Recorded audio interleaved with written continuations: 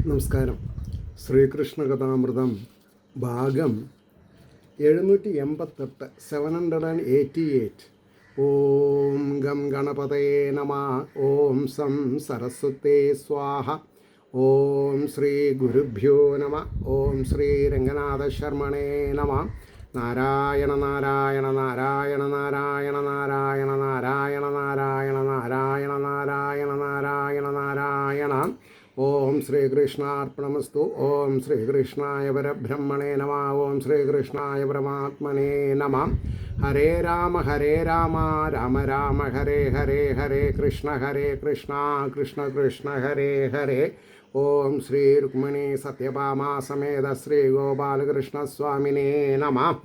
ശ്രീകൃഷ്ണ കഥാമൃതം 50-ാം സർഗം ഉപാസനാകാന്ഡത്തിലെ വേദ താല്പര്യം എന്നാണ്. അപ്പോൾ അത് തുടങ്ങുന്നതിൻ്റെ മുമ്പ് ആസ് യൂഷ്വൽ കഴിഞ്ഞ എപ്പിസോഡ് എവിടെ നിർത്തിയത് എന്ന് പറയണ്ടായി. അപ്പോൾ 49-ാമത്തെ എപ്പിസോഡിലെ അവസാനത്തെ ശ്ലോകം നമ്പർ 36 പറഞ്ഞു നിർത്തിയത്. അതെന്തായിരുന്നു? സ്വർഗാദികൾക്കല്ല വിമുക്തി നേടാൻ വിധിച്ചു കർമ്മം എന്തിനാ വിധിച്ചിട്ടുള്ളത്? മോക്ഷം പ്രാപിക്കാൻ, അല്ലാണ്ട് സ്വർഗത്തിനല്ല, കാശുണ്ടാക്കാനല്ല, 7 സ്റ്റാർ ഹോട്ടലിൽ താമസിക്കാനല്ല, ദരിദ്രനാവാനും അല്ല. മുക്തി, ജനന മരണങ്ങൾ പാടില്ല. അതാണ് വിമുക്തി നേടാൻ വിധിച്ചു കർമ്മം. കനിവാർന്നു വേദം കൽക്കണ്ടമേകുന്ന മരുന്നു സേവിപ്പതിന് തൻ പൈതലിൻ അമ്മ പോലെ. വേദങ്ങൾ നമ്മുടെ അമ്മയാണെന്നാണ് പറഞ്ഞത്. ഇത് ആർക്കാ മനസ്സിലായിട്ടുള്ളത്? അത് മനസ്സിലാക്കിയവരെ പെറ്റമ്മയെ വേണ്ടാന്ന് പറയുമോ? ഇല്ല. അപ്പോൾ വേദങ്ങളിൽ പറഞ്ഞതായ കാര്യങ്ങൾ ആര് ശിരസ്സ വഹിക്കണോ അവൻ അമ്മയുടെ അമ്മിഞ്ഞപ്പാലുണ്ട് ജനന മരണങ്ങളാകുന്ന കാലചക്രപ്രവാഹത്തിൽ പെടാതെ കണ്ട് രക്ഷപ്പെടും. അടുത്തത് ഇനി 1-ാമത്തെ ശ്ലോകം നമ്മൾക്ക് വേദ താല്പര്യം എന്താ നോക്കാം. ആത്മാവിനെ മറപ്പിക്കും ദേഹാദി വിഷയഭ്രമം. തലമുടിയിൽ കറുപ്പടിക്കാൻ മറന്നു, കല്യാണത്തിന് പോകണം, അല്ലെങ്കിൽ ഷേവ് ചെയ്യണം, അല്ലെങ്കിൽ ഫേഷ്യൽ ചെയ്യണം, ഇങ്ങനെയൊക്കെയുള്ള ഓരോ തോന്നൽ എന്താ? ദേഹാദി വിഷയ ഭ്രമം. അതൊന്നും മോക്ഷം തരാൻ പോണില്ല. ആത്മാവിന് വേണ്ടത് എന്താ?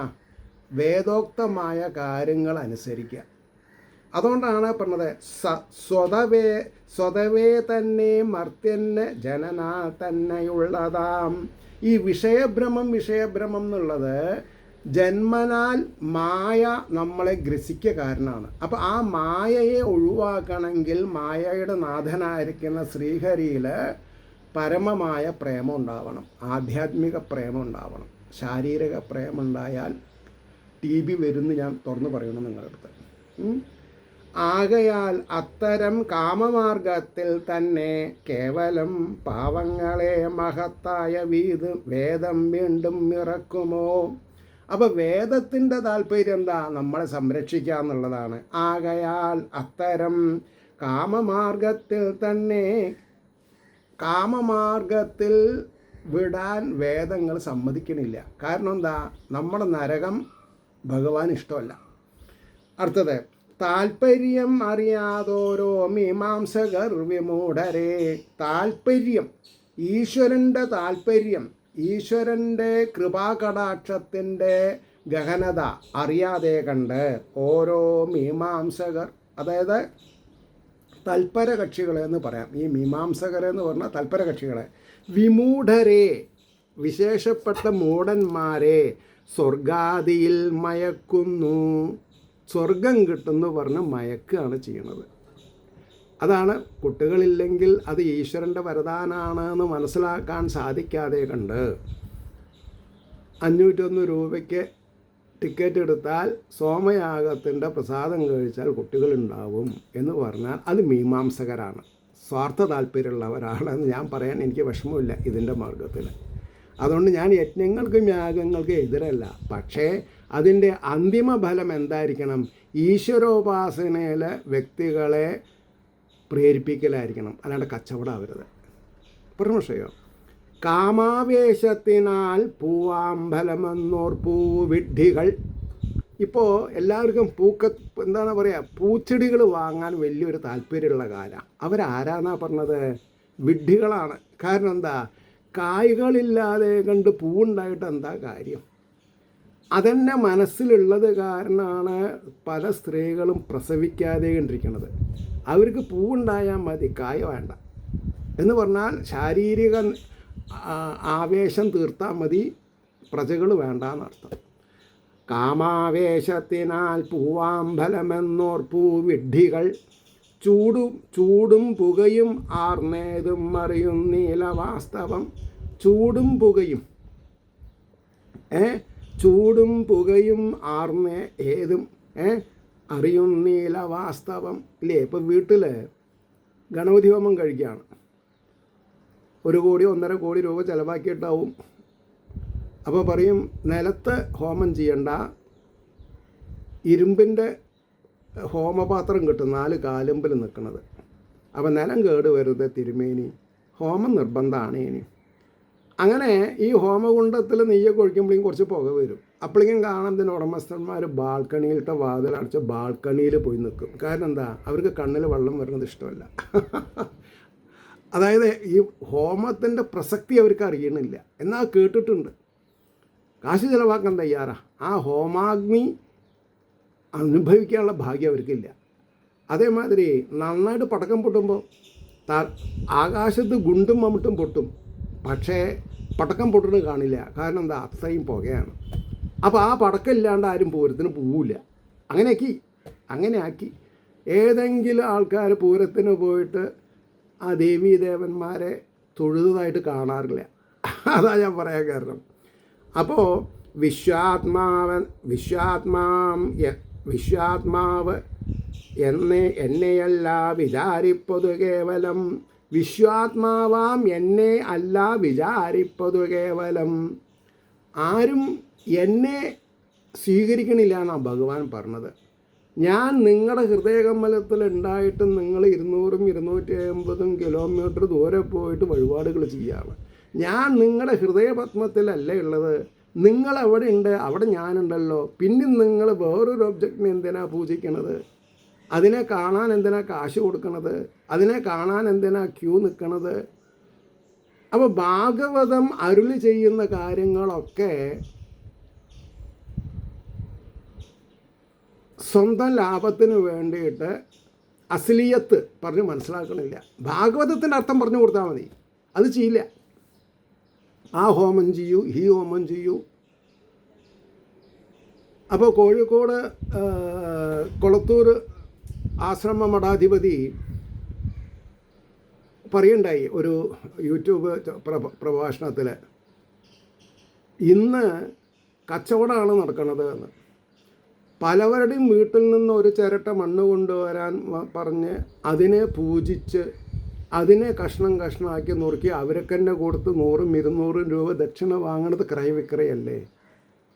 എന്നാൽ ഒരു 10 20 കിലോ തൂക്കമുള്ള ആ മണ്ണിൻ്റെ കൂന ഇയാൾക്ക് ഒരു വിരലിൽ പൊന്തിക്കാൻ പറ്റുമോ ഈ ആചാര്യന്? പിന്നെ എന്തിനാ ഈ സ്വാർത്ഥ ലാഭത്തിന് വേണ്ടി പോണതെന്ന് അദ്ദേഹം ചോദിച്ചു. ഞാനല്ല ചോദിച്ചത്, ചിദാനന്ദപുരി ചോദിച്ചു. പക്ഷേ ചിദാനന്ദപുരി ചോദിച്ചതൊന്നും ആരും കേൾക്കണില്ല. അങ്ങനെയാണ് ഈ പറയുന്ന ആൾക്കാർ തന്നെ അദ്ദേഹം വരുമ്പോൾ പോയി നമസ്കരിക്കുകയും ചെയ്യും. അങ്ങനെയാണ്, അദ്ദേഹം പറഞ്ഞത് കേൾക്കില്ല. അപ്പോൾ വിശ്വാത്മാവാം എന്നെയല്ല വിചാരിപ്പത് കേവലം യാഗാധികതയൊന്നല്ല അതില്ലാത്ത വയർപോറ്റികൾ ഉദരംഭരികളെന്ന് ഭാഗവതം പറഞ്ഞു. ഉദരംഭരികളായിട്ട് നിങ്ങൾ എന്നെ വിറ്റു തിന്നരുതെന്ന് ഭാഗവതം പറഞ്ഞു. ഇവിടെ അദ്ദേഹം എന്ത് പറഞ്ഞു? വയർപോറ്റികൾ, വയറ് പോറ്റാൻ വേണ്ടി തെറ്റ് ചെയ്യുന്നവർ. സാരമില്ല. വിഷയാവിഷ്ടർ വേദത്തിൻ കഴമ്പോർ കുവതെങ്ങിനി. ഒരു ചോദ്യം ചോദിക്കുകയാണ്. താമരശ്ശേരി കൃഷ്ണൻ ഭട്ടതിരി 6-7 കൊല്ലം ഗുരുവായൂരപ്പനെ പുറപ്പെടാശാന്തിയായിട്ട് ഇരുന്നിട്ടും തനിക്ക് നന്മയിലേക്കുള്ള വഴി നിരാകാരത്തിൽ ഭഗവാനെ ഉപാസിക്കുകയാണ്, സഗുണോപാസന കൊണ്ട് സാധിക്കില്ല എന്ന് മനസ്സിലാക്കിയിട്ട് അദ്ദേഹം ചോദിക്കുന്നൊരു ചോദ്യമാണ്, വിഷയാവിഷ്ടർ വേദത്തിൻ കഴമ്പോർക്കുവതെങ്ങിനെ. വിഷയാസക്തിയുള്ള ഒരാൾക്ക് വേദത്തിൻ്റെ പൊരുൾ മനസ്സിലാവാൻ സാധിക്കില്ല. മാംസം വേണ്ടോർക്ക് യജ്ഞത്തിൽ മാത്രമെന്നാം വിധിച്ചു ഞാൻ. ഭഗവാൻ പറയണു, ഉദ്ധവ, ഈ യജ്ഞത്തിൽ ആടിനെ മാടിനെ ബലി കൊടുക്കുക എന്ന് പറഞ്ഞാൽ മാംസം തിന്നണം എന്ന് ആഗ്രഹമുള്ളവർക്ക് യജ്ഞത്തിൽ മാത്രമെന്നാം വിധിച്ചു ഞാൻ. യജ്ഞമായിട്ട് യജ്ഞേശ്വരനായ എൻ്റെ പ്രീതിക്ക് വേണ്ടി നിങ്ങളതിനെ ബലി കൊടുക്കൂ. അതിനെ മണത്താൽ മതി എന്നൊക്കെയാണ് പറയുക. കുടിക്കാൻ പാടില്ല, മദ്യം കുടിക്കാൻ പാടില്ല, മണക്കാം എന്നാണ് പറഞ്ഞത്. അപ്പോൾ നമ്മൾക്ക് അത്ര ദൂരം പോണ്ട. അഹിംസാ പരമോ ധർമ്മ എന്നുള്ള ആദ്യ പടിയുണ്ട്. ഏതിൻ്റെ? സനാതനധർമ്മത്തിൻ്റെ ആദ്യ പടി ഏതാ? അഹിംസാ പരമോ ധർമ്മ. പ്രായത്തിൽ മൂത്തവരെ നീ എന്ന് വിളിച്ചാൽ വധിച്ച ഫലാന്ന. അതാണ് മഹാഭാരതത്തിലെ വ്യാസർ ചൂണ്ടിക്കാണിച്ചത്. പക്ഷെ നമുക്കതൊന്നും പ്രശ്നമില്ല. പിതൃഭൂതങ്ങൾ ദേവന്മാർ ഇവർ തൻ പൂജയാണ് പോൽ. പലവരും ഈ മാംസം ആഹാരം ഉണ്ടാക്കുന്നത് പിതൃഭൂതങ്ങൾക്ക് വേണ്ടിയിട്ടാണ്, ദേവന്മാർക്ക് വേണ്ടിയിട്ടാണ് എന്നാണ് പറയണത്. പശുക്കളെ കൊന്നു തിന്നിടുകയാം സ്വർഗകാമികൾ. സ്വർഗം കിട്ടും, സ്വർഗം കിട്ടും, സ്വർഗം കിട്ടുമെന്ന് പറഞ്ഞ് വിചാരിച്ചിട്ടാണ് പശുഹത്യ ചെയ്യുന്നത്. അപ്പോൾ പശുഹത്യ ചെയ്തതിൻ്റെ പാപം 1, തെറ്റ് ധരിച്ചതിന് പാപം 2. കാതിന് അമൃതമാം സ്വർഗം. സ്വർഗം എന്നുള്ള 2 അക്ഷരം കേൾക്കുമ്പോൾ എന്തോ കാതിനൊരു കുളിർമുണ്ടാവുന്ന ആൾക്കാർക്ക് അത് തെറ്റിദ്ധാരണാജനകമാണ്.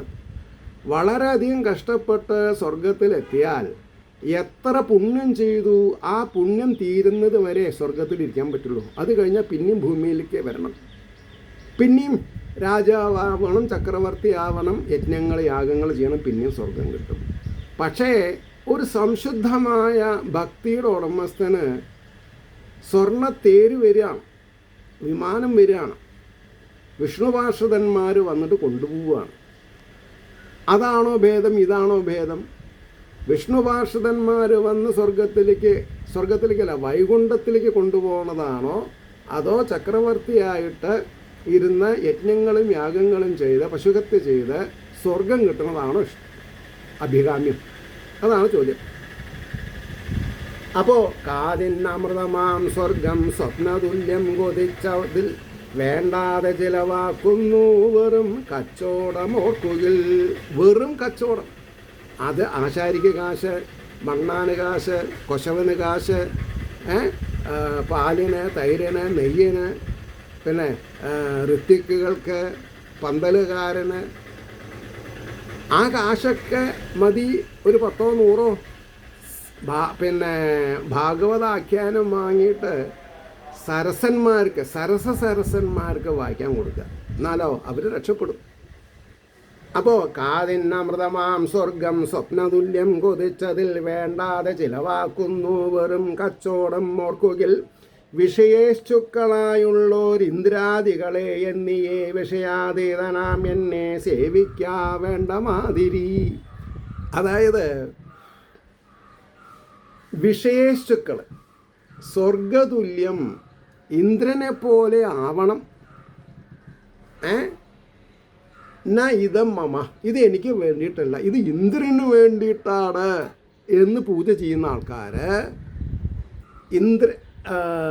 വിഷയങ്ങൾക്ക് അതീതമായ എന്നെ പൂജിക്കണില്ല എന്നാണ് ഭഗവാൻ കുറ്റപ്പെടുത്തുന്നത്. വിഷയാതീതനാം എന്നെ സേവിക്കുന്നില്ല, വേണ്ട മാതിരിന്ന നീഡ് പൈസ. നല്ല പെൺകുട്ടീനെ കിട്ടണം, നല്ല ആൺകുട്ടീനെ കിട്ടണം. സിഗരറ്റ് വലിയും കള്ളുകൂടിയൊന്നും എനിക്ക് പ്രശ്നമില്ല, ആണുങ്ങളൊക്കെ ആകുമ്പോൾ കുറച്ച് കുടിക്കണം എന്നൊക്കെ വിചാരിച്ചിരിക്കണം നല്ല തരുണീമണികളുണ്ട്. അവർക്ക് നമസ്കാരം, ഞാനത്ര എനിക്ക് ചെയ്യാനുള്ളൂ. അപ്പോൾ ഭഗവാൻ പറയുന്നു, വിഷയേശുക്കളായുള്ളോർ ഇന്ദ്രാദികളെ എന്നിയെ വിഷയാതീതനാം എന്നെ സേവിക്കാ വേണ്ട മാതിരി. ഇവിടെ എനിക്ക് പറയാണ്ടിരിക്കാൻ നിവൃത്തിയില്ലാത്തൊരു കാര്യമുണ്ട്. ഒരു 3-4 കൊല്ലം മുമ്പേ ചളവറയിൽ ഒരു കുബേരയാഗം പറഞ്ഞിട്ട് ഇതം പ്രഥമമായി കേരളത്തിൽ ലോകത്ത് തന്നെ കുബേരയാഗം ആദ്യമാണ്. ഞാൻ തന്നെ ഒന്ന് സ്റ്റണ്ടായിപ്പോയി. ഞാനും അവിടുത്തെ കാഴ്ചകൾ കാണാൻ വേണ്ടി പോയി, അല്ലാണ്ട് കുബേരൻ പ്രസാദിക്കും അതെനിക്ക് തത്വങ്ങൾ ആദ്യം തന്നെ അറിയാം. പൈസ ഉണ്ടാവണമെങ്കിൽ ഭക്തി ഉണ്ടായാൽ മതി. നല്ല സംശുദ്ധമായ ഭക്തി ഉണ്ടെങ്കിൽ ഞാൻ IIT-യിൽ സീനിയർ സൂപ്രണ്ടായിട്ട് ഇരിക്കുമ്പോൾ കട്ടിങ് പിന്നെ എന്താണെന്ന് പറയുക, CPF provident fund loan, provident fund contribution, പിന്നെന്താ വേറൊന്നുണ്ടല്ലോ, ക്രെഡിറ്റ് സൊസൈറ്റി ലോണ്, ഇതൊക്കെ കഴിഞ്ഞ് കയ്യിൽ കിട്ടുന്നത് വളരെ പാൾട്രി എമൗണ്ട് ആയിരിക്കും. പക്ഷേ എനിക്കത് പ്രശ്നമല്ല. ഞാൻ 10-30 വാങ്ങും, ചിലവഴിക്കും, ശമ്പളം കിട്ടി അവർക്ക് ചെക്ക് കൊടുക്കും, അവർ ഹാപ്പി, ചോദിക്കുമ്പോൾ പിന്നെയും തരും. അപ്പോൾ ഞാൻ കുബേരനെ ഞാൻ വിചാരിച്ചിട്ടില്ല, കൃഷ്ണാരാമ ഗോവിന്ദ തന്നെ ഞാൻ പറഞ്ഞിട്ടുള്ളൂ. ഇപ്പം എന്തായി, 100-150 കോടി രൂപ ബാങ്കിൽ നിന്ന് ലോൺ എടുത്തിട്ട് ആ ബാങ്കുകാരെ ഇവരുടെ ഈ കുബേര ക്ഷേത്രവും ആ പാലസ് മാതിരിയുള്ള അരമനയൊക്കെ ജപ്തി ചെയ്തു. നിവൃത്തി ഇല്ലല്ലോ. അപ്പോൾ പൊതുജനങ്ങളെ വിഡ്ഢിയാക്കാൻ വേണ്ടി എത്ര കാശ് വേണമെങ്കിലും ചിലവാക്കും. അതിൽ പൊതുജനങ്ങൾ പോയി വീഴും ചെയ്യും. അങ്ങനെയാണ്. അപ്പോൾ പറഞ്ഞു, വിഷയാതീതനാം എന്നെ സേവിക്കാവേണ്ട മാതിരി 1000 ആഖ്യാനങ്ങൾ പുസ്തകങ്ങൾ വാങ്ങിയിട്ട് ഡിസ്ട്രിബ്യൂട്ട് ചെയ്തിടാം എന്ന് വിചാരിച്ച ചെയ്യില്ല. ദേവന്മാരെ യജിച്ചിടിൽ ഉടൻ പൂകുവാനിടാം. അത് ഒരു മൈനസ് പോയിൻ്റാണ്. എന്താ മൈനസ് പോയിൻ്റ് എന്ന് പറഞ്ഞാൽ നരകം. പ്ലസ് പോയിൻ്റ് അല്ല. ദേവന്മാരെ, ഇപ്പോൾ ദേവേന്ദ്രനെയൊക്കെ പൂജിച്ചാൽ യജിച്ചീടിൽ ഉടൻ സ്വർഗത്തിലെത്താം. വീണ്ടും വന്നിങ്ങു പേർ കേട്ട കുടുംബത്തിൽ പിറന്നിടാം. വീണ്ടും ആ പുണ്യം ശമിച്ചാൽ ലോകത്തിൽ ഇറങ്ങി വരണം, ഭൂമിയിൽ ഇറങ്ങി വന്ന് പിന്നെയും ജീവിക്കണം. ഇത്തരം പൂക്കൾ പോലുള്ള വേദവാക്കിൽ മയങ്ങിടും. ഇത്തരം പൂക്കൾ പോലുള്ള വേദവാക്കിൽ മയങ്ങിടും. അപ്പോൾ വേദത്തിൽ 2 തരം അർത്ഥങ്ങൾ കൽപ്പിക്കുന്നുണ്ട്. ഒന്ന്, നിങ്ങൾക്ക് സ്വർഗം വേണോ, ആ ഒരു വഴി. നിങ്ങൾക്ക് ജനന മരണമില്ലാത്ത മോക്ഷം വേണോ, ആ ഒരു വഴി. ഏത് വഴി ആണ് പറഞ്ഞിട്ടുള്ളത്, ഏത് വഴി നമ്മൾ തിരഞ്ഞെടുക്കണം, അത് ഓപ്ഷൻ ഈസ് അവേഴ്സ്. എനിക്കിപ്പോൾ എന്താ നിർബന്ധം, എനിക്ക് എൻ്റെ കാര്യം നോക്കിയാൽ പോരാ. ഭഗവാൻ പറഞ്ഞത് പ്രീതികരമായിട്ട് ജീവിക്കുക. മറ്റുള്ളവരുടെ പ്രീതിക്ക് വേണ്ടി അവനവൻ്റെ എനർജി, സമയം, ദ്രവ്യം ചെലവാക്കാനാണ് പറഞ്ഞത്. അതാണ് എനിക്കിഷ്ടം. അത് എനിക്ക് ജീവിക്കാനുള്ള ഉപാധി ഇല്ലാത്ത സമയത്ത് തന്നെ ഞാൻ അതിലറിഞ്ഞ കാരണം എനിക്കൊരു ഭയമില്ല ജീവിതത്തിൽ. ചരച്ചാൽ മൊട്ടാൻ, മണി അടിച്ചാൽ ചോര. മരണം ഒരു പ്രാവശ്യമേ ഉള്ളൂ. എന്തിനാ എപ്പോഴും മരിക്കും പറഞ്ഞിട്ട് പേടിക്കണത്? പ്രശ്നമുണ്ടോ? അപ്പോൾ ഇത്തരം പൂക്കൾ പോലുള്ള വേദവാക്കിൽ മയങ്ങിയും അഹങ്കരിച്ചും വാഴ്വോർക്ക് എൻ കഥ പോലും പിടിച്ചിടാ. അപ്പോൾ ഞാൻ 3-4 പ്രാവശ്യം എനിക്ക് ഫേസ്ബുക്ക് ഹാക്കായിപ്പോയി. പിന്നെ ഒരു പ്രാവശ്യം പാസ്വേഡ് അറിയാണ്ട് പുതിയ ഫോൺ വന്നപ്പോൾ പോയി. അപ്പോൾ ചുരുങ്ങിയത് 20,000 ആൾക്കാർ എൻ്റെ ഫ്രണ്ടായിട്ടുണ്ട്. ഇപ്പോൾ 5ാമത്തെ പ്രാവശ്യം 3000 ആയിരുന്നു. യൂട്യൂബ് ചാനൽ സബ്സ്ക്രിപ്ഷൻ ഇപ്പോഴും 1934 നിൽക്കുക. കാരണം എന്താ? അഹങ്കരിച്ചു വാഴ്വോൾക്ക് എൻ കഥ പോലും പിടിച്ചിടാ. എനിക്ക് സമാധാനമായി. എന്തുകൊണ്ട് സബ്സ്ക്രൈബ് ചെയ്തില്ല എന്നുള്ളത് ഭഗവാൻ തന്നെ എന്നോട് പറഞ്ഞു തരുന്നുണ്ട്. ഇത്തരം പൂക്കൾ പോലുള്ള വേദവാക്കിൽ മയങ്ങിയും അഹങ്കരിച്ചു വാഴ്വോർക്ക് എൻ കഥ പോലും പിടിച്ചിട. ഒന്നുമില്ല, സബ്സ്ക്രിപ്ഷൻ എന്നുള്ളൊരു ബട്ടൺ അമർത്തിയാൽ മതി. എന്നാൽ എനിക്കാണ് പരിധിയിൽ കവിഞ്ഞ സംഭാവന കിട്ടുകയാണെങ്കിൽ ഞാൻ ഉറപ്പായിട്ടും ഈ ശ്രീകൃഷ്ണ കഥാമൃതം പോലെയുള്ള എത്ര കാശാണ് കിട്ടുന്നത് അത്രയും കാശിന് ഇത് വാങ്ങിയിട്ട് ഞാൻ ഡിസ്ട്രിബ്യൂട്ട് ചെയ്യും. കാരണം എന്താ? എനിക്ക് മിതമായി ആഹരിച്ച് ജീവിക്കാനുള്ളത് പെൻഷൻ കിട്ടുന്നുണ്ട്. പിന്നെ എൻ്റെ 2 കുട്ടികളും നല്ല നിലയ്ക്ക് എന്ത് വേണമെങ്കിലും ചോദിച്ചാൽ വെച്ച് ഞാൻ പറയും, ചോദിക്കുമ്പോൾ തന്നാൽ മതി, നിങ്ങൾ അയക്കേണ്ട, നിങ്ങൾ നിങ്ങളുടെ കയ്യിൽ തന്നെ വെച്ച് ചിലവാക്കിക്കോളൂ, നിങ്ങൾ സേവ് ചെയ്തോളൂ നിങ്ങൾക്ക് വേണ്ടിയിട്ട്. എനിക്ക് ഈശ്വരൻ കനിഞ്ഞ് മര്യാദയ്ക്കൊരു പെൻഷൻ തരുന്നുണ്ട്. ഞാനും എൻ്റെ ഭാര്യയ്ക്കും അത് ധാരാളം. മഹാവ്യാധികൾ വന്നപ്പോൾ ഇതൊന്നും സാരില്ലേനും പറഞ്ഞു മനസ്സിലായില്ലേ. അപ്പോൾ ഞാൻ വിഷയാസക്തനല്ല, വിഷയാസക്തികൾക്ക് ഞാൻ തടയണിട്ടിട്ടുണ്ട്. എനിക്ക് അങ്ങനെ ഒരു കമ്പല്ല ഒന്നിനും. അപ്പോൾ ഇന്ന് 7-ാം പൂരാണ് തിരുമാതാംകുന്നിലെ. 83-ലെ 93, 2003, 13, 23 ഒരു 42 കൊല്ലം മുമ്പേ എൻ്റെ ഒരു വല്യമ്മ മരിച്ചു. അന്നൊക്കെ പട്ടനാട്ടി ക്രിയൊക്കെ ചെയ്യണ കാലമാണ്, വളരെ ഓർത്തഡോക്സ് കാലമാണ്. അപ്പോൾ എൻ്റെ വല്യമ്മയാണ് മരിച്ചത്. അപ്പോൾ ഞാൻ അവരുടെ മൂത്ത മോനോട് റിക്വസ്റ്റ് ചെയ്തു, പേലയാണ് കാര്യങ്ങളൊക്കെ അറിയാം, അപ്പം ഞാൻ പിന്നിൽ നിൽക്കുന്ന ആളാണുള്ള കർമ്മം ചെയ്യണില്ല, ഏറ്റവും ചെറിയ ആളാണ്, അപ്പം നിങ്ങളൊക്കെ വീട് വിട്ട് പോകരുത്, ഞാനൊന്ന് തിരുവാതാംകുന്ന് പൂരം പുറത്തുനിന്ന് വീക്ഷിച്ചിട്ട് വരാമെന്ന് പറഞ്ഞ് മുങ്ങിയ ആളാണ് ഞാൻ. ഇന്നിപ്പോൾ എനിക്ക് 10 കിലോമീറ്ററേ ഉള്ളൂ. എത്രയോ കാശ് ചിലവാക്കുന്നുണ്ട്, കാറെടുത്ത് പോവാം, ഡ്രൈവറെ വെച്ച് പോവാം. പക്ഷേ എനിക്കതിൽ കമ്പില്ല. കാരണം എന്താ, എൻ്റെ ഉള്ളിൽ ശ്രീഹരി വർത്തിക്കുന്നു. ആ ശ്രീഹരിയുടെ പ്രേരണ കൊണ്ടാണ് ഞാൻ ചെയ്യണതൊക്കെ. അപ്പോൾ ഒരു കാലത്ത് ഞാൻ പോയതും ശ്രീഹരിയുടെ പ്രേരണ, ഇപ്പോൾ പോണ്ടാന്ന് തോന്നിച്ചത് ശ്രീഹരിയാണ്. എല്ലാം ഞാൻ അവിടെ ഇരിക്കണു, അവിടെ ഉണ്ട്. ഇത്രയും ശാന്തി സമാധാനം വിട്ടിട്ട് ഞാനെന്തിനാ നരകത്ത് പോണത്? അതായത് പൂരത്തിന് പോണത് അർത്ഥം. ചിലവർക്ക് ആനപ്പൂരും വെടിമരുന്നുണ്ടെങ്കിൽ പോകുള്ളൂ അവർ. പക്ഷെ എനിക്ക് അതിലും താല്പര്യമില്ല. കാരണം എന്താ, അഹങ്കരിച്ച് അപ്പോൾ പറഞ്ഞു കർമ്മജ്ഞാനോപാസനകൾ ഈ വിധം 3 കാണ്ഡവും കാണിപ്പതെന്നും ജീവാത്മാ പരമാത്മൈക്യമാകയാൽ. ഇതാണ് പ്ലസ്. ആദ്യം ഒന്ന് മൈനസേന്ന് പറഞ്ഞു, ദേവന്മാരെ യജിച്ചിടുടൽ വിൺ പൂകിവാണിടാം, അത് മൈനസാണ്. ഇതിവിടെ എന്താ, കർമ്മജ്ഞാനോപാസന, കർമ്മം കൊണ്ട് ജ്ഞാനത്തോടുകൂടി ഉപാസന ചെയ്യുമ്പോൾ ഈ വിധം 3 കാണ്ഡവും, അതായത് ജ്ഞാനകാന്ഡം, ക്രിയാകാന്ഡം, ഭക്തികാന്ഡം കാണിപ്പതെന്നും ജീവാത്മാ പരമാത്മാ ഐക്യം, രണ്ടും ഒന്നാണ്. ജീവാത്മാവ് തന്നെയാണ് പരമാത്മാവ് എന്ന് മനസ്സിലാക്കിക്കാനുള്ള അതാണ് ഇതൊക്കെ. എങ്ങും ബ്രഹ്മാത്മവിഷയ പ്രതിപാദകമാം ശ്രുതി, വേദത്തിൽ പറഞ്ഞിട്ടുള്ളതിനെയാണ് ശ്രുതികളെന്ന് പറയുന്നത്, ഉപനിഷത്തുകളൊക്കെ. എങ്ങും ബ്രഹ്മാത്മവിഷയ പ്രതിപാദകമാം ശ്രുതി. അപ്പം ഈ 3200 എപ്പിസോഡുകൾ കഥകൾ ഞാൻ പറഞ്ഞിട്ടുണ്ടെങ്കിൽ അത് 3200 എപ്പിസോഡുകളും ബ്രഹ്മാത്മവിഷയ പ്രതിപാദകമായിട്ടുള്ളതാണ്. അത് നിങ്ങൾ വായിക്കേണ്ടത് എന്നുള്ളത് നിങ്ങളുടെ ഇത് കേൾക്കുന്നവരും കേൾക്കാത്തവരുടെയും ഉള്ളിലുള്ള ശ്രീഹരിയുടെ പ്രേരണയ്ക്ക് അനുസരിച്ചിട്ട് നിങ്ങൾക്ക് ചെയ്യാൻ പറ്റുള്ളൂ. അതിൽ എനിക്കൊന്നും ചെയ്യാൻ പറ്റില്ല.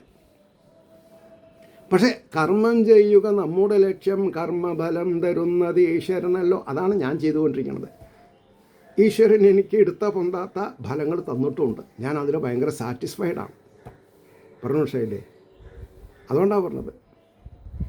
എൻ്റെ മകൻ 8-ാം ക്ലാസ് മുതൽക്ക് എയർ ടിക്കറ്റ് സൈക്കിളിൽ അച്ഛന് വയ്യ, നീ അച്ഛന് സമയാസമയത്ത് ഓഫീസിൽ പോകണം, എൻ്റെ മോൻ ഇതൊന്ന് കൊണ്ടേ കൊടുക്കുക എന്ന് പറഞ്ഞാൽ വിൽഫുള്ളി എൻ്റെ മകൻ കൊണ്ടേ കൊടുക്കും. അപ്പോൾ അവൻ പറയും, അച്ഛാ ചിലവർ വാതിൽ തുറന്നാൽ ഇപ്പോൾ വരാമെന്ന് പറഞ്ഞിട്ട് വാതിൽ അടച്ചു പോകും.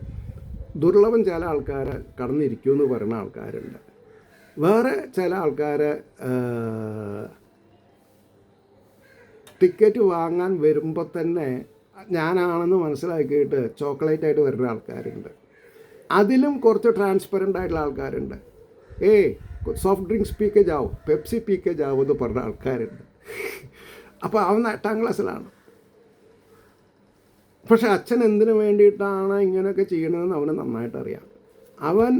അവനെ ഈശ്വരൻ IIT-യിൽ PhD-യും കഴിഞ്ഞ് ഡെൻമാർക്ക് ടെക്നിക്കൽ യൂണിവേഴ്സിറ്റിയിൽ പോസ്റ്റ് ഡോക്ടറൽ ഫെലോഷിപ്പിന് ഭഗവാൻ അയച്ചു. ഞാനല്ല അയച്ചത്, ഭഗവാൻ അയച്ചു. അവിടെ ആ ഭഗവാൻ അവനെ അവിടെ തന്നെ അസിസ്റ്റൻറ്റ് പ്രൊഫസറാക്കി നിയമിച്ചു. ഇപ്പോൾ ഈ 3 കൊല്ലം, ഈ 2026 മാർച്ച് വന്ന 3 കൊല്ലം കഴിയും. അവൻ പറഞ്ഞത്, അച്ഛാ അവർ, അതായത് മാനേജ്മെൻറ്റ് സെൽഫ് അസസ്മെൻറ്റ് ചെയ്ത് അപ്ലിക്കേഷൻ ഇടാൻ പറഞ്ഞിട്ടുണ്ട്. എന്തിന്? അസോസിയേറ്റ് പ്രൊഫസറിനെ കൺസിഡർ ചെയ്യാൻ വേണ്ടിയിട്ട്. എനിക്കിതിലും ഇതെന്ത് വേണം? എനിക്ക് ഇനി ഉള്ള കാലം മുഴുവൻ ബോണസാണ്. ആ ബോണസ് എന്നുള്ളതൊക്കെ ഭഗവാൻ തന്നിട്ടുണ്ട്. അവരെന്ത് വേണമെങ്കിൽ തരാൻ തയ്യാറുണ്ട്. അപ്പോൾ എന്നിൽ നിക്ഷിപ്തമായിട്ടുള്ളത് ഈ ജോലിയാണ്. ഏത് ജോലി? ബ്രഹ്മാത്മ വിഷയ പ്രതിപാദകത്തെ നിറവേറ്റുക. അത് ഞാൻ ചെയ്തുകൊണ്ടിരിക്കുകയും ചെയ്യും. കർമ്മം കൈവിടുവാനെന്നും വ്യക്തമായി ഉര ചെയ്തിടാ. കർമ്മം ചെയ്യണ്ടെന്ന് ആരും പറയണില്ല, വേദവും പറഞ്ഞില്ല. പക്ഷേ ചെയ്യുന്ന കർമ്മം പ്രീതികരമായിട്ട് മറ്റുള്ളവരുടെ വെൽബീയിങ്സിന് വേണ്ടിയിട്ടായിരിക്കണം എന്ന് പറയുന്നുണ്ട്. അത് കേൾക്കുന്നുണ്ട് ഞാൻ. പിന്നെ പറയണു, ജനങ്ങളും ഭയഭ്രഷ്ടരാകായുവാൻ മുനിമാർകളും ജനങ്ങൾ ഭയഭ്രഷ്ടരാകായുവാൻ, ഭയപ്പെടാതെ കൊണ്ടിരിക്കാനും ഭ്രഷ്ടന്മാരാവാതെ കൊണ്ടിരിക്കാൻ വേണ്ടി മുനിമാരുകളെ തുറന്നു ചൊല്ലുകില്ല എങ്ങും എനിക്കും പ്രിയമായതാം. മുനീശ്വരന്മാർ പുരാണങ്ങൾ സൃഷ്ടിച്ചു, അല്ലെങ്കിൽ ഉപനിഷത്തുകളെ. അതിലൊന്നും ജനങ്ങൾ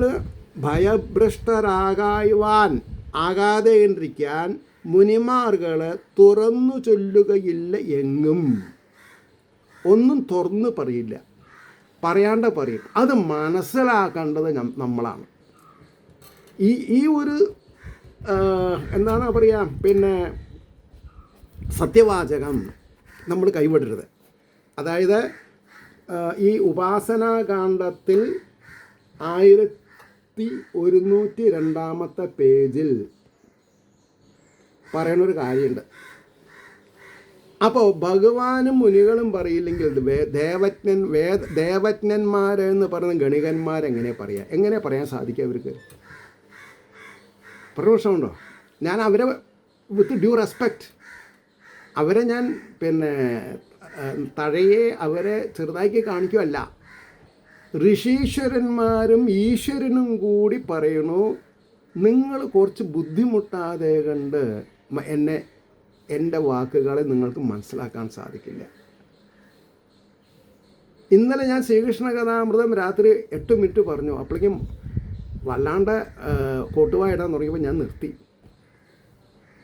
അതെൻ്റെ ഈശ്വരൻ എനിക്ക് ചെയ്ത ഒരു അനുഗ്രഹമായിരുന്നു. കാരണം എന്താ, അതിൽ ഒരു ശ്ലോകം ഇന്ന് ഞാൻ പറഞ്ഞതാ ശരി, ഇന്നലെ പറഞ്ഞ ഞാൻ തെറ്റായിരുന്നു. അപ്പോൾ തെറ്റ് നീ ആവർത്തിക്കരുത് എന്നുള്ള ഷാഠ്യം ആർക്കുണ്ട്? ഭഗവാനുണ്ട്. ഇപ്പോൾ കൂടുതൽ ആൾക്കാർ ഇത് സബ്സ്ക്രൈബ് ചെയ്തിട്ടില്ലെങ്കിലും സബ്സ്ക്രൈബ് ചെയ്തിട്ടുള്ളവർക്ക് വിഷമം തോന്നരുത് എൻ്റെ തെറ്റ്, അല്ലെങ്കിൽ അവർ തെറ്റിദ്ധരിക്കരുത്. ഇതാണ് എൻ്റെ കാഴ്ചപ്പാട്. ഭഗവാൻ പ്രാക്ടിക്കലായിട്ട് എനിക്ക് തരുന്ന ഫീഡ്ബാക്സാണ് ഇതൊക്കെ. അപ്പോൾ ജനങ്ങളും ഭയഭ്രഷ്ടരാകായ്വാൻ മുനിമാർകളും തുറന്നു ചൊല്ലുകില്ല എങ്ങും എനിക്കും പ്രിയമായതാം. എനിക്കും പ്രിയമായിട്ടുള്ളത് നിങ്ങളെങ്ങനെ നടക്കണം എന്നുള്ളത് ഞാൻ ഓപ്ഷൻ തരും. നിങ്ങളുടെ ബുദ്ധി കൊണ്ട് നിങ്ങളതിനെ തിരഞ്ഞെടുക്കണം എന്നാണ് ഭഗവാൻ പറഞ്ഞത്. സാമാന്യരെമ്മട്ടറിയും സാധാരണക്കാരനെ, എബോവ് സാധാരണക്കാരനെ, ബിലോ സാധാരണക്കാരനെ എമ്മട്ടറിയും. എങ്ങനെ അറിയും? സാമാന്യരെമ്മട്ടറിയും പ്രാണേന്ദ്രിയ മനോമയം. പ്രാണൻ, ഇന്ദ്രിയൻ, മനസ്സ്, ഇതിനെപ്പറ്റി സാധാരണക്കാരെങ്ങനെ മനസ്സിലാക്കും? കണക്കില്ലാത്ത ശബ്ദങ്ങൾ അർത്ഥം കൊണ്ട് ഗംഭീരമാം. അപ്പോൾ ഞാൻ കുറച്ച് മുമ്പ് പറഞ്ഞ മാതിരി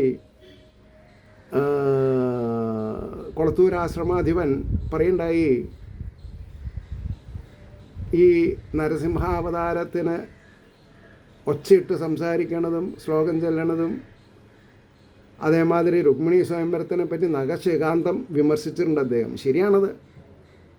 സ്വന്തം മക്കളുടെ വിവാഹം കഴിച്ചു കൊടുക്കാനോ കുടുംബത്തിലൊരു കല്യാണത്തിന് കോൺട്രിബ്യൂഷൻ കൊടുക്കാനോ സാധിക്കാത്തവർ രുക്മിണിയുടെ സ്വയംവരം എങ്ങനെ നടത്തുക? അപ്പോൾ അത് ലാഭക്കണ്ണ് വെച്ചിട്ടല്ലേ? ആലോചിച്ച് നോക്കൂ. അതുകൊണ്ടാണ് പറഞ്ഞത് കണക്കില്ലാത്ത ശബ്ദങ്ങളർത്ഥം കൊണ്ടു ഗംഭീരമാം. അങ്ങനെയായിട്ട് കാര്യമില്ല. ഭാഗവതം എങ്ങനെ വായിക്കണം എന്നും കൂടി പറഞ്ഞിട്ടുണ്ട്. എങ്ങനെ? മധ്യമസ്വരത്തിൽ. എന്താ മധ്യമസ്വരം എന്ന് പറഞ്ഞാൽ? അധികം താഴാനും പാടില്ല, അധികം ഉയരാനും പാടില്ല. യുക്തിയും കൊണ്ടടുപ്പോർക്ക് പറയണു, യുക്തിയും കൊണ്ടടുപ്പോർക്ക് ഭയമേകിടുമെങ്കിലും പുരുഷാർത്ഥങ്ങളകിലം നിറഞ്ഞ് ഉള്ളൊരു പാൽക്കടൽ. പുരുഷാർത്ഥങ്ങൾ അഖിലം, ധർമാർത്ഥ കാമ മോക്ഷങ്ങളെപ്പറ്റി ശരിക്ക് പ്രതിപാദിച്ചത് മനസ്സിലാക്കുകയാണെങ്കിൽ പുരുഷാർത്ഥങ്ങളകിലം നിറഞ്ഞുള്ളൊരു പാൽക്കടൽ. ഈ പാൽക്കടൽ അല്ലേ ഭഗവാൻ പാലാഴിയിൽ പള്ളി കൊള്ളുന്ന പിന്നെ പാൽക്കടൽ ബ്രഹ്മാതിസ്തംഭ പര്യന്തം ശബ്ദങ്ങൾക്ക് അർത്ഥരൂപനായി അനന്തവീരാദികളാൽ എങ്ങും നിറയും ആ വിധം എല്ലായിടത്തും എത്തുന്ന രീതിയിലാണ് അദ്ദേഹം. സർവജ്ഞനാണ്, സർവവ്യാപിയാണ്. അതാണ് വിളങ്ങും എന്ന അല്ല. അപ്പോൾ ബ്രഹ്മാതിസ്തംഭ പര്യന്തം ശബ്ദങ്ങൾക്കർത്ഥരൂപനായി, ശബ്ദങ്ങൾക്ക് അർത്ഥരൂപനായിട്ട് ഉള്ളിലുണ്ട്. അദ്ദേഹത്തിൻ്റെ കരുണയ്ക്ക് പാത്രീഭൂതനാവാൻ സാധിച്ചാൽ മതി. മൂകൻ വാചാലനാവും പറഞ്ഞത് ചിലപ്പോൾ എന്നെ പറ്റിയിട്ടാണോ എന്ന് എനിക്ക് തോന്നാറും അതുകൊണ്ട്. അങ്ങനെ ഉണ്ട്. കാരണം എന്താ വിചാരിച്ചാൽ ഞാൻ പഠിക്കാനൊക്കെ വളരെ മോശക്കാരനായിരുന്നു. എൻ്റെ ശ്രീമതി എന്നെ കളിയാക്കും, നിങ്ങൾക്കൊരു ഒരു മലയാളം ഒരു പദ്യം അറിയില്ല, അതിലെന്തൊക്കെയോ പ്രാസോ എന്തൊക്കെ പറയുള്ളൂ, അലങ്കാരമൊക്കെ ഉണ്ട്. എൻ്റെ അലങ്കാരം നാരായണം ഭജേ നാരായണം ഭജേ നാരായണം ഭജേ നാരായണം ഭജേ. എൻ്റെ അലങ്കാരം അതാണ്. എൻ്റെ പ്രാസും തന്നെയാണ്. വേറെ ഒന്നും എനിക്ക് ആവശ്യമില്ല. അങ്ങനെ ഇരിക്കുന്ന ശ്രീഹരിയുടെ അനുഗ്രഹാശിസ്സുകൾ നിങ്ങൾക്ക് ഏവർക്കും നിങ്ങൾ ചെയ്യുന്ന കർമ്മത്തിനനുസരിച്ചിട്ടുണ്ടാവട്ടെ എന്ന് പറയല്ലാതെ കണ്ട് എല്ലാവർക്കും വാരിക്കോരി തരുന്ന ഞാൻ ഭംഗി വാക്ക് പറയുന്നില്ല. നമ്മുടെ ഓരോരുത്തരുടെയും പ്രാർത്ഥന ലോകാസമസ്ത സുഖിനോഭവന്തു ആയിരിക്കട്ടെ എന്ന് പറഞ്ഞുകൊണ്ട് വാക്കുകൾ ഉപസംഹരിക്കുന്നു. നാളെ കാണാം. നമസ്കാരം.